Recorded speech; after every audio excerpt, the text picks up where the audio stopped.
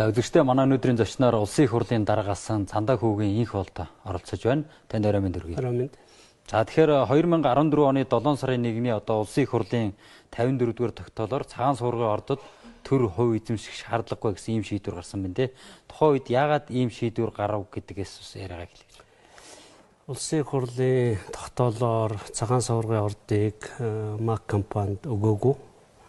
МАК компани 1999 оны 12 дугаар сард лицензийг авсан гэдэг өөрийнх нь вебсайтн дээр байгаа. Тэгэхээр энэ 99 оны 12 сард товчилж авсан ордод төр 34% нь хөрөнгө оруулъя гэдэг саналыг засгийн газар ирүүлээд засгийн газар улсын их хурл оруулах шаардлагагүй гэж шийдсэн болохоос цагаан суургын ордыг ховчилж өгсөн хэрэг ерөөсөө биш.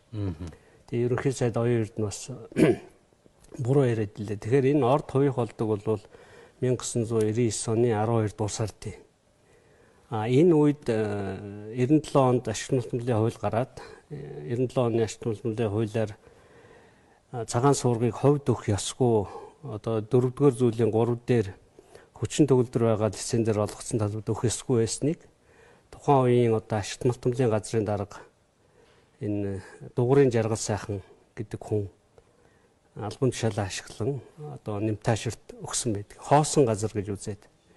Тэгээ энэ бол улсын төсөө хөрөнгөөр хайгуул хийсэн ордуудыг жаргал сайхныг дарга байсан 1997 оноос 2004 оны хооронд бол бүр мөсөн ингэж үн төлбөргүй өгдөж дууссан. Өөрийнх нь байгуулсан Mine Info гэдэг компани 5-7 лицензийг бас ховдоо авсан байдаг. Тэгэхээр бол улсын их хурл бол хувийн компанид хөрөнгө оруулахгүй шийдсэн болохоос биш. Ер нь бол энэ орд бол аль одоо 99 оноос хойш 2014 он хүртэл одоо улсад буцаад очих ёстой байтал очиулаагүй хүмүүсийн нэг бол би хуучин ерөнхийлөгчөөс элбэг дөрж гэж харж байгаа. Яагаад тэгэхээр 2009 оны сонгуульд яг 14 оны тогтоолоор элбэг дөрж бас уулзаж энийг өгчүүл яасан гэж хөрөнгө оруулах мөнгө байхчгүй юм чинь улс хөрөнгө оруулах хэрэг байна уу гэж ярьсан. Тэгээ миний коноп бол зөвшөөрсөн дээр байж байгаа шүү дээ. Би тэгэхэд юу гэж бодсон гэхээр 2009 оны сонгуульд би элбэг дөржийн сонгуульд ажиллаж исэн. Улсын их хурлын гишүүний хувьар арчилсан намын хамгийн том хандвиг энэ МАК-ийн нэмтаашр өгсөн.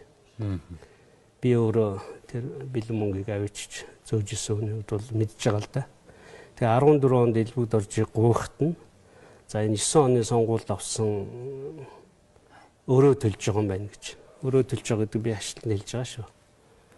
Ер нь бол төрийн бодлого бол ахиж энэ уулуурхаа мөнгө төгрөг оруулахгүй тэрийг цалин мөнгө төрийн албаагч цалин мөнгө хийх ажил их байна гэдэг бодлого байсан. Тийм ч учраас олон гишүүн бол тэр бодлогынхаа дагуу конопцсон байх гэж бодож байгаа. Улсын хөрөнгөөр хийсэн бол 100% авах ёстой. Ягаад гэвэл улсын төсөө хөрөнгөөр хийсэн 5 толгой цагаан суурга мэтийн ордыг тухайн үед энэ ашигт мултмлын газрын дарга байсан нөхөр цагаан суургыг нэмтаашрт өгөөл 5 толгойг өөртөө аваад өөрийнх нь байгуулсан Mine Info гэж компани байгаа шүү дээ. Тэр компанийн тухайн зураг байж байна. Би 97 онд Mine Info байгуулад энэ зэрэг. Тэгээ эн чинь Сүхбаатарын Батуулдад зарагдах хүртлээр энэ жаргал сайхны мэдлэлд байсан. Тэгээ сүүлдээ Батуулд нөгөө улсад буцааж өгөөд одоо үлдсэн жижиг хэсэг ухаан удгийг авсан одоогийн энержи ресурс шүү дээ. Тэгэхээр энэ 5 толгой энэ цагаан суурга энэ бүгдээрээ улсын өмч. Улсын өмчийг одоо тийм орд байхгүй юм шиг өрн таран хийсэн нөхдүүд бол ингээд шийдвэртэйг гарын үсгт ингээд байж байгаа. Засгийн газар улсын их хурл юу өгөх вэ гэхээр улсын төсөө хөрөнгөөр хайгуул хийж дууссан. Тухайн үед одоо газар дор юу байгааг нь мэдгэжсэн энэ бүх ордыг бол 100% улсын мэдэлд авах хэрэгтэй. Ийм хуульч байгаа. Хувийн хөрөнгөөр хайгуул хийсний 34%-ийг үнэгүй авдаг. Хууль ашигт мултмлын хуулинд сая орсон. Одоо нэг жилийн өмнө 97 оны хуулиарч үнэгүй өгч болохгүй байсан. Тэгэхээр 99 оны 12 дугаар сард болсон энэ үйл явдлыг бол буцаах эрх нь улсын их хурл засгийн газарт байгаа. Тэгэхээр одоо 34% биш 100% төрийн мэдэлд байх хэрэгтэй ордоо л байна тийм. Тэр орд дээр байсан ямар нэг юм байгаа бол тэр одоо хувийн өмч. Хувийн өмчтойгөө тохироод ордоо ашиглаж болно. За тэгэхээр дараагийн сэдв рүү оръё. Улсын их хурлын одоо ээлжид сонгуулийн одоо албан ёсны сурталчилгаа эх 7 хоногт эхэлнэ. Тэгэхээр энэ удаагийн сонгуулийг таны хувьд хөндөнгөөс идэвхжээ ажиглаж байгаа хүний хувьд асуухад ардчилсан намын тухайд одоо энэ удаагийн сонгуульд өнгөрсөн 2 удаагийн алдаагаа засах юм боломж юу байна вэ? Одоо шинээр зоригийн хэрэг гэдэг юм гараад ирлээ. Тэр хэрэгт холбогдож байгаа улсуудыг ардчилсан намын удирдлагууд тэдний ардчилсан нам хийсэн мэтээр олон нийтэд ойлгочлоо л да. Тэгэхээр энэ бол ардчилсан намтай огт холбоогүй. Ардчилсан намын дарга байгаад ерөнхийлөгч болоод болсон өдрөө ардчилсан намаас төдгөлдсөн ардчилсан намын гишүүн биш элбэгдөрж гэдэг төрийн албан хаагч хийсэн ажил, хурц гэдэг төрийн албан хаагч хийсэн ажил, Эрдэнэт гэдэг ерөнхий прокурорын орлогч байсан хүний хийсэн ажил. Эдгээр хүмүүс бол эдгээр одоо үйлдэлүүдийг хийхдээ ардчилсан намд огт хамаагүй төрийн албан хаагч байсан. Тийм учраас ардчилсан нам бол нэрээ цэвэрлж эдгээр улсуудыг одоо хөөхгүй бол одоо холбогдсон хэмээрээ л байна. Би түрүүн баяр цогтыг дэвшүүлэхгүй байхыг хүссэн. Үндэсний бодлогын орны гишүүд бас төр тар хийгээд тэр зодоонуудын юугаар гарч илэн штэ. Тэр бол одоо баяр цогтыг дэвшүүлэхгүй гэсэн хүмүүс тийм олон байсныг харуулж байгаа. Одоо ардчилсан намын удирдлагууд маш яралтай өнөө маргаашгүй сонгуулийн сурталчилгаа эхлэхээс өмнө энэ зоригийн хэрэг гэдгээс ингээ бүр мөсөн тусгаарлагдаж болж байгаа. Яг бол нам бол хизээч одоо эрүүгийн гэмтэр хийхгүй штэ. Тэр намтай холбож байгаа улсуудаасаа холбоогоо тасчих юм бол цаашаа явна.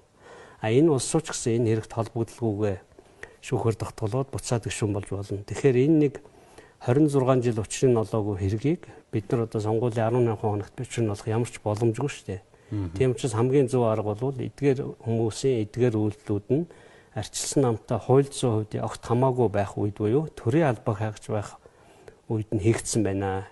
Бид нар бол энийг одоо учраа олтлнууд намаас хөөлөө. Тэгээд бус нь бол дараагийн ажиллаа гэж ингэж зааглахгүй бол инфляц одоо улс орны хөгжил бүтээн байгуулалт ярихын оронд зоригийг хэн алсан бэ гэдэг 26 дахь жилдээ маргаж шít. Энэ бол одоо буруу. Энэ маргаанд ардчилсан нам оролцохгүй тулд буруу хүнийг намаас өгөл болоо.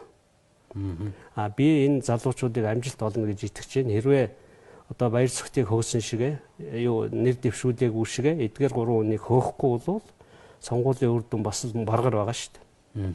Би сануулж байгаа. За баярлалаа. За. Үзэгчдээ манай өнөөдрийн зочноор улсын их хурлын даргаалсан Зандаа хүүгийн инх болд ололцож цаг үеийн нөхцөл байдалтай холбоотойгоор өөрийн байр суурь илэрхийллээ.